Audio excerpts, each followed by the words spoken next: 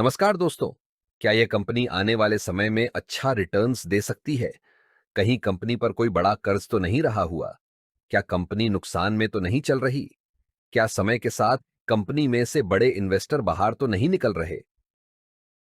इन सवालों के जवाबों के लिए हमें कंपनी के पिछले कुछ सालों की रिपोर्ट्स का अवलोकन करना होगा। दोस्तों, आपसे एक अनुरोध रहेगा कि अगले 4 से 5 मिनट इस वीडियो को बैकग्राउंड म्यूजिक के साथ ध्यान से देखें, जिससे आप खुद समझ सकेंगे कि कंपनी में कितनी मात्रा में और कितने समय के लिए होल्ड करना एक बेहतर विकल्प हो सकता है। यह कंपनी की प्रोफाइल है, जिसमें कंपनी की मार्केट कैप वैल्यू और अन्य चीजों को दर्शाया गया है।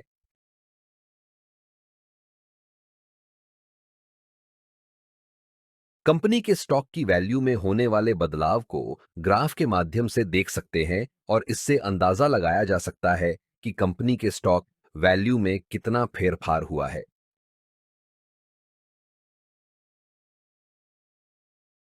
अब यहां पर कंपनी ने पिछले 1 साल में, पिछले 5 सालों में और शुरुआत से अभी तक कितना रिटर्न्स दिया है वह दर्शाया गया है।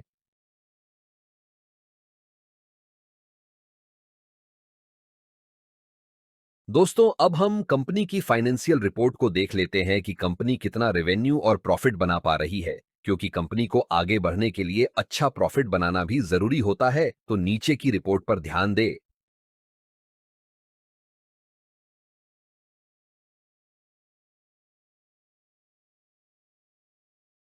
नीचे कंपनी की ईपीएस यानी अर्निंग्स पर शेयर की रिपोर्ट दी गई है, जो कि अगर लगातार बढ़ रही है तो अच्छा माना जाता है, तो इसका अवलोकन करें।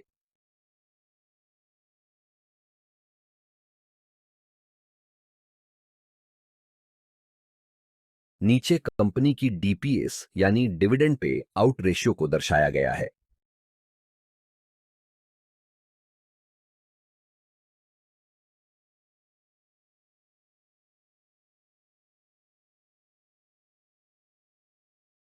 नीचे कंपनी की एसेट्स रिपोर्ट यानी कंपनी की संपत्ति की कीमत में होने वाले बदलाव को दर्शाया गया है, जिससे हम यह समझेंगे कि कंपनी समय के साथ अपनी संपत्ति को बढ़ा रही है या कम कर रही है।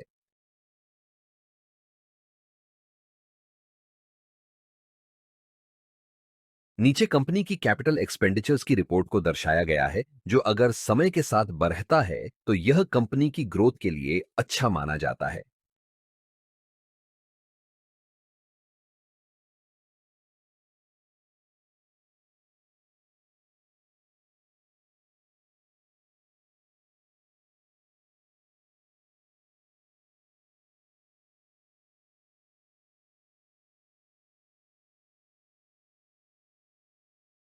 नीचे कंपनी की फ्री कैश फ्लो की रिपोर्ट को दर्शाया गया है।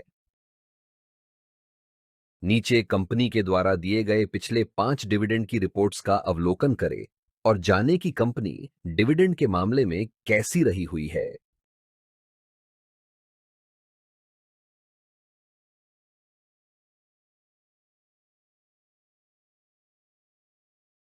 अब हम कंपनी पर रहे हुए उधार या कर्ज को देखेंगे, जो कि नीचे दर्शाया गया है। अगर यह समय के साथ कम हो रहा है तो अच्छा माना जा सकता है, पर अगर लगातार बढ़ रहा है तो वह अच्छा संकेत नहीं माना जाता।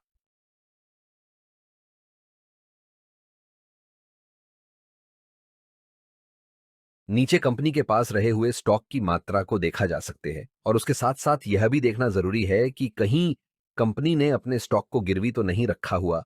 अगर रखा भी है तो कितनी मात्रा में रखा गया है। कंपनी में म्यूचुअल फंड्स के द्वारा की गई होल्डिंग को नीचे दर्शाया गया है।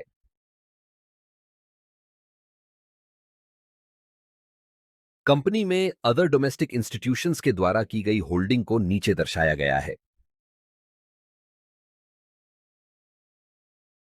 कंपनी में फॉरेन इंस्टीट्यूशंस के द्वारा की गई होल्डिंग को नीचे दर्शाया गया है। कंपनी में रिटेल और अन्य के द्वारा की गई होल्डिंग को नीचे दर्शाया गया है।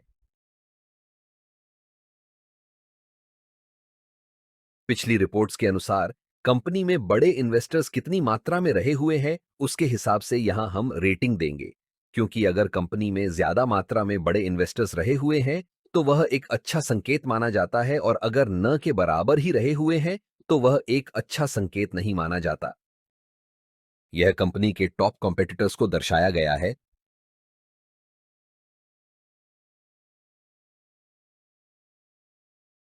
कंपनी में कुछ पॉपुलर प्लेटफॉर्म के द्वारा बताए गए रिस्क को नीचे दर्शाया गया है।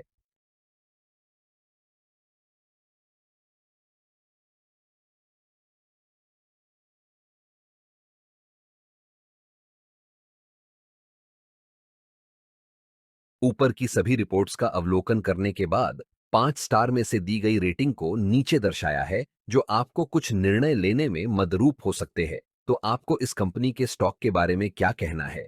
हमें कमेंट जरूर करें।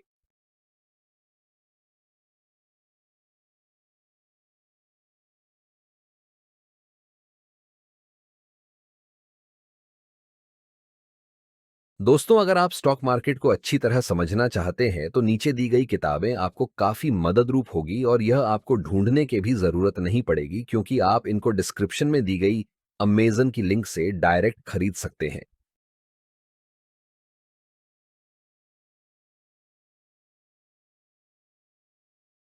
कंपनी में निवेश करने के कुछ ऐसे कारण जो कंपनी के स्टॉक की वैल्यू को तेजी से ऊपर ले जाने में मददरूप हो सकते हैं।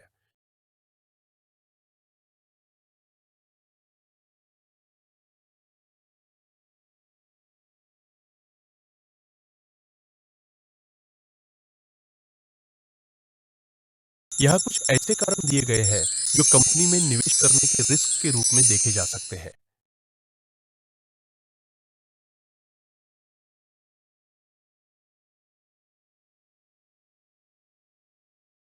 दोस्तों, स्टॉक से जुड़ी नई जानकारी के लिए चैनल को सब्सक्राइब करें और आप कौन से स्टॉक पर वीडियो देखना चाहते हैं, हमें कमेंट करें।